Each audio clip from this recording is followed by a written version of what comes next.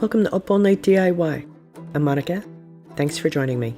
Today's the Power Up collab, hosted by my sweet friends Sarah of Sarah DIY and Zana of OK at Home DIY. Power Up is a monthly challenge encouraging women to use their power tools, and you'll have a chance to win an Amazon gift card too.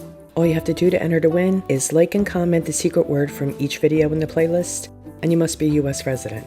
The winner will be announced on October 20th on Sarah DIY's YouTube Community tab. Good luck, guys.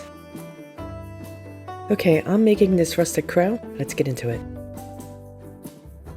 We're starting out at my miter saw, and I've marked my plank where I want to make my cut. I align my mark with the laser on my miter saw, making sure that the wood is flush with the back piece of the saw. Before cutting, I'll pull my blade forward, lower it, and I'll make any adjustments to the board.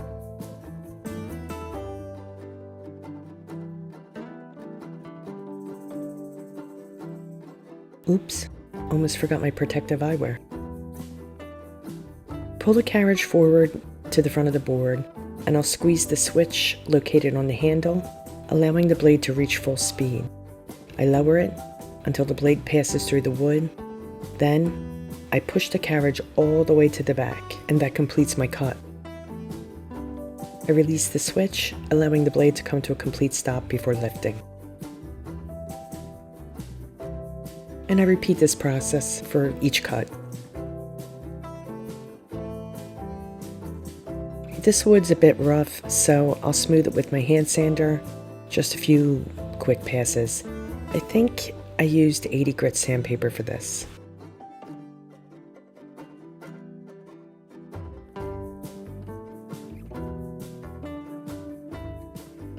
I've cleaned away all the sawdust, and I'll give my wood pieces one coat of Ceramco black acrylic paint. Since this is a more primitive rustic piece, I want to distress the edges, just using a sanding block for this. When I'm happy with the appearance, I'm going to wipe away any sawdust or sanding dust. I stain the pieces with Folk Art Antiquing Medium. I love the look that it gives the black paint. It adds an extra richness to it. I just brush it on and wipe it back with a t-shirt rag. To make the crow's space, I'll glue my 5-inch piece onto the larger piece with some Elmer's wood glue and some hot glue for that quick grab.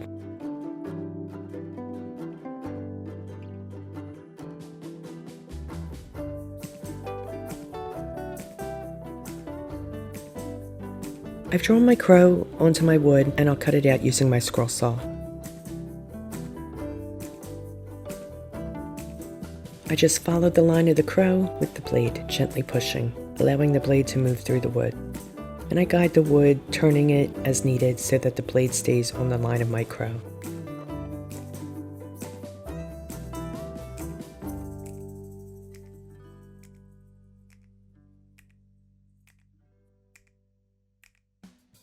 I'm going to adjust my guide bar here, the thing that looks like the presser foot on a sewing machine. That keeps the wood from jumping as you cut.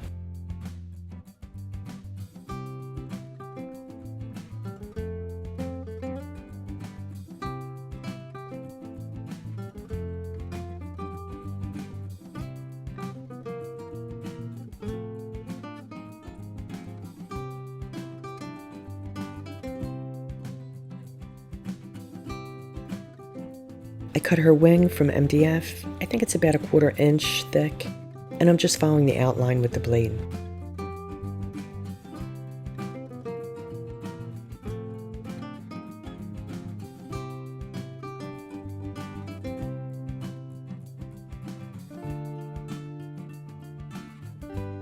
Here I'm just cutting in some angles to make it look feathery on the back end of her wing.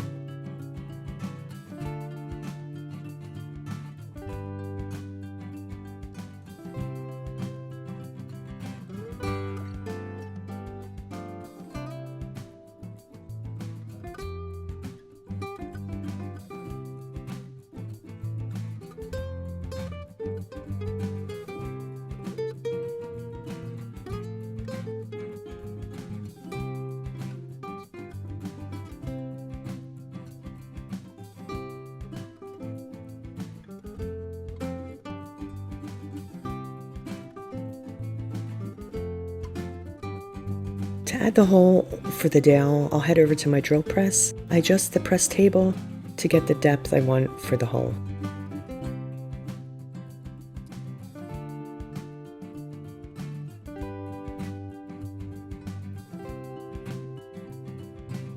I turn on my drill press and I'll lower the bit into the wood by turning the crank until it won't go any further.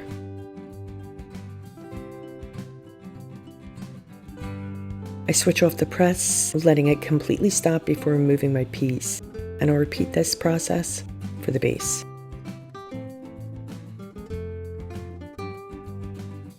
So my original plan was that I thought that I would paint the board before cutting because I wanted to just stain the raw edge, but I changed my mind. So I'm painting the edge with black as well as her wing and the dowel. Their edges will get sanded and I'll stain them too.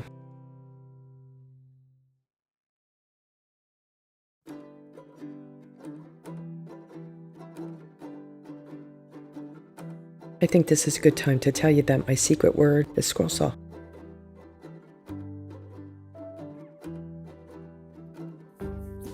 Here I'm rusting up a 1/2-inch wood screw with some brown paint, and I shake some cinnamon on it to give it a more authentic, rusty texture. I did dab that with Mod Podge to seal on the cinnamon too. Using a small drill bit, I drill a hole through her beak, just big enough to thread through some craft wire. But before I do that, I'll glue on her wing, and I'm going to add a screw. The screw was really just for aesthetics.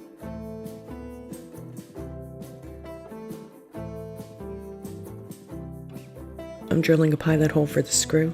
You want to use a bit that's close to the size of your screw. And screwing in the screw. So now I'm just going to assemble the pieces. The dowel fits in there nice and tight, so I'm not even going to glue them in. No need. And I have this wee key here and some 19 gauge wire. I'll thread the key onto the wire and I'll push the wire through the hole in her beak.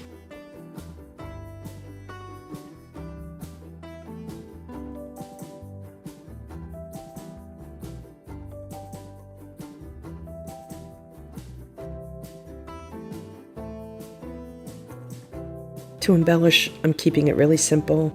I'm adding burnt orange pip berries. I cooled them up like a bed spring, and I'll slide them right over the dowel, and I'll pop the crow back into place. And that's it. She's all done. Final look. This is a very simple, primitive design, perfect for the fall. You could even change her up, take the key out of her mouth, add a jingle bell for Christmas, or if you don't like the key, she could be holding a pumpkin for fall. Whatever you like. The possibilities are endless. Thank you, Sarah and Zana, for hosting. Remember to like and comment each creator's secret word to enter the gift away. Sarah will be announcing the winner on October 20th on her YouTube Community tab. Best way to be notified is to sub Sarah's channel if you haven't already. I've linked both Sarah and Zana's channels along with the playlist in the description box. You'll also find a list of my supplies and a free crow printable below as well. Please like, share, comment, and subscribe, and all that good stuff. Good luck, everyone. Stay creative, my friends. Thanks for hanging with me. See you next time. Up all night with Monica.